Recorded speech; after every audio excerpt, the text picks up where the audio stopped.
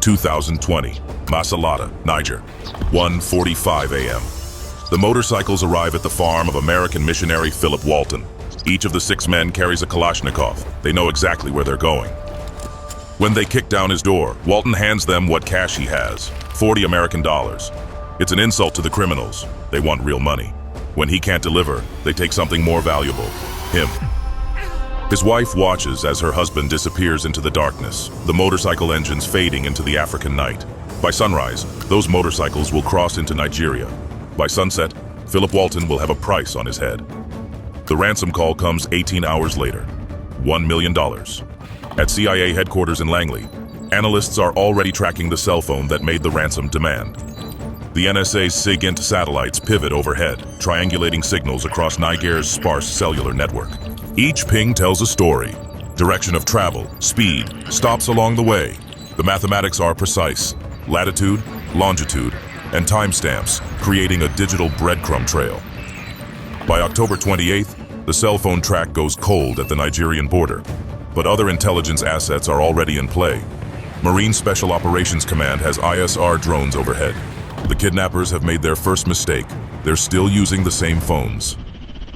At Dam Neck, Virginia, a duty officer's secure phone rings. SEAL Team 6's Silver Squadron receives a warning order. A possible hostage rescue in West Africa, time sensitive. Operators start checking their gear. This is what they train for.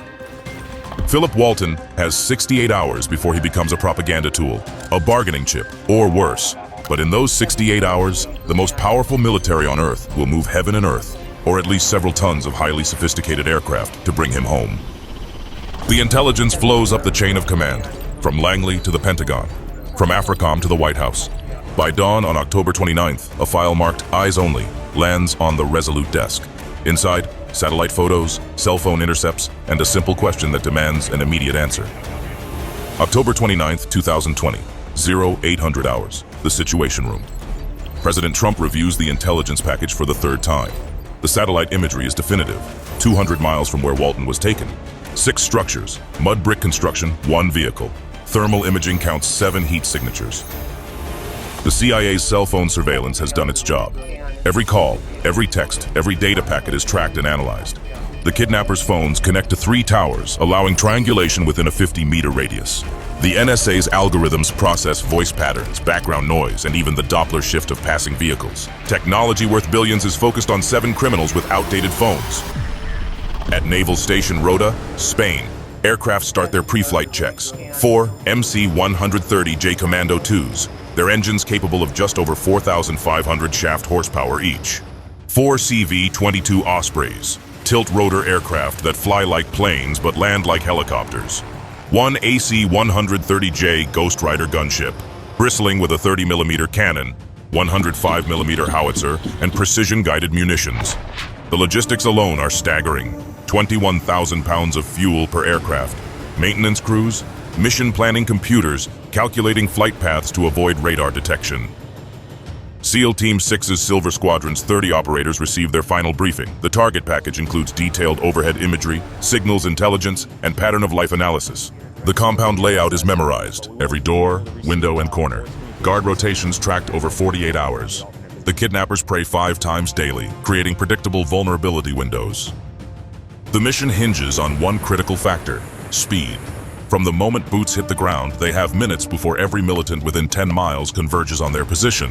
The helicopters can't land. The noise from their rotors will just spook them.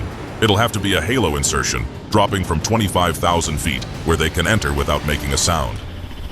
But this is much easier said than done. At 25,000 feet, the temperature drops to -40°C. Without pressurized oxygen systems, hypoxia sets in within 3 to 5 minutes. The operators will free fall at 126 miles per hour, covering nearly 20,000 vertical feet in 2 minutes. Their navigation computers calculate wind drift, barometric pressure, and GPS coordinates, updating them every millisecond. One miscalculation means missing the drop zone by miles. The weather forecast adds another variable. A sandstorm is building in the Sahara and is expected to reach northern Nigeria within 36 hours.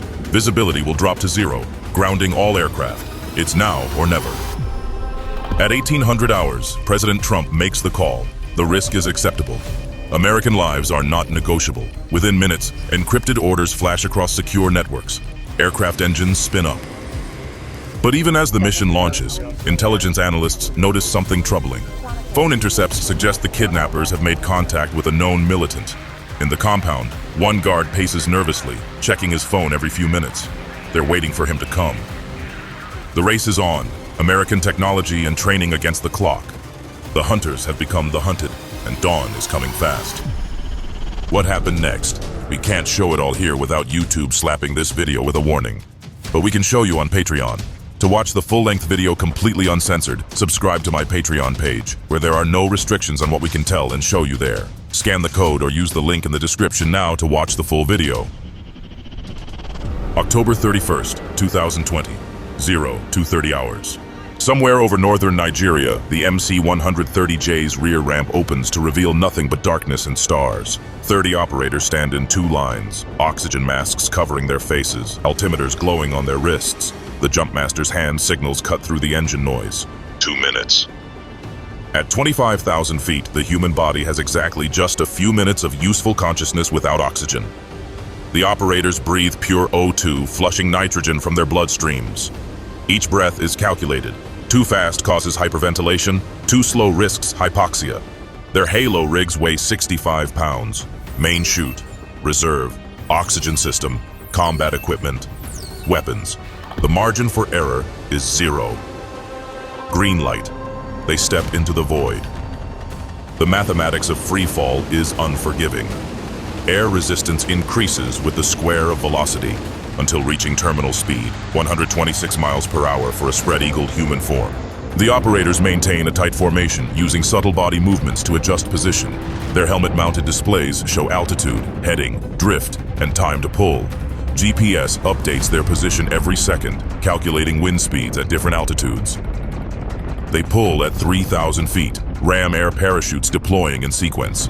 The sound is distinctive, fabric catching air, lines going taut. The sudden deceleration from 180 feet per second to 20. Now comes the technical flying, using toggle controls to navigate toward the landing zone. Their night vision reveals the target compound 2.8 miles southeast. On the ground, a guard stands watch, unaware that 30 silent canopies are descending through the darkness above him.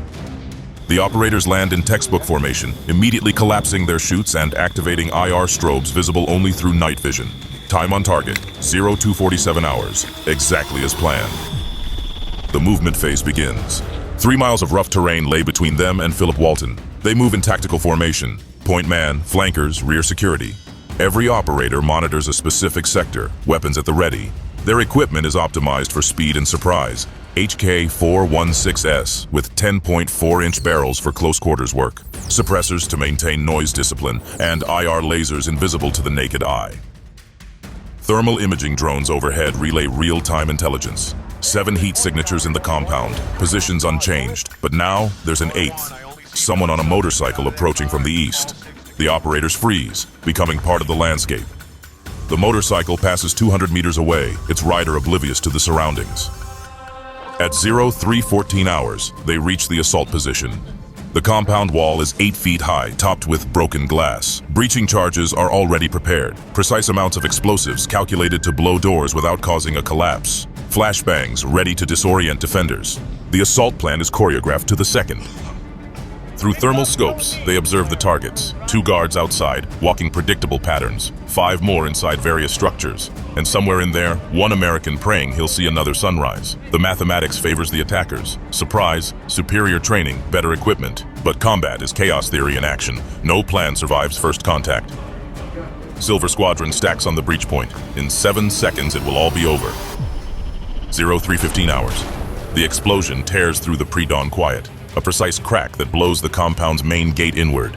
Silver Squadron flows through the breach like water through a broken dam. No hesitation, no second thoughts. The 2 exterior guards don't even raise their weapons. The operators split into assault teams, each with assigned sectors. Speed is survival. Every second of delay means reinforcements getting closer. Building 1, clear. Building 2, 2 targets neutralized. The suppressors reduce muzzle blast, but can't eliminate the supersonic crack of bullets. The compound erupts in controlled chaos. Where's the American? The team leader's voice cuts through the tactical net. Buildings 1 through 4 are clear. 6 targets down, but no Philip Walton. Then, there was movement in Building 5. Someone scrambling in the darkness. An operator kicks the door. Inside, a figure huddles in the corner. Through night vision, they see him clearly. Bearded, terrified, hands raised. American, American. Philip Walton's voice cracks with desperation. We're here to take you home, the operator says. The only gentle word spoken in this maelstrom so far. But the seventh kidnapper is missing. Thermal drone footage shows him fleeing on foot, already 300 meters away. The team leader makes a calculated decision. Secure the package, don't pursue. Some debts get collected later. Outside, the situation deteriorates rapidly. Technical trucks are mobilizing from the village. RPG teams are setting up on rooftops. The extraction window is closing. The Ospreys are inbound, but they need a secure landing zone. That's when the AC-130 gunship announces its presence. The 30mm cannon speaks first, 200 rounds per minute of precision fire. A technical truck explodes, then another. The 105mm howitzer follows, turning an enemy position into a crater. The message is clear. This airspace belongs to the United States Air Force. The Ospreys arrive in a hurricane of dust and noise. Rotors in helicopter mode, they touch down just long enough for Silver Squadron to board with their rescued package. Walton stumbles, legs weak from captivity. Strong hands lift him aboard. As they lift off, small arms fire sparks off the aircraft's armor. The door gunners respond with streams of tracer fire. In 30 seconds, they're out of small arms range. In 2 minutes, they're over the horizon. Time on target, 11 minutes. Targets neutralized, 6. Americans rescued, 1. United States casualties, 0. At 0342 hours, Philip Walton makes a satellite phone call from the aircraft. His wife answers on the second ring. "Honey," he says, voice breaking, "I'm coming home." Bye for now.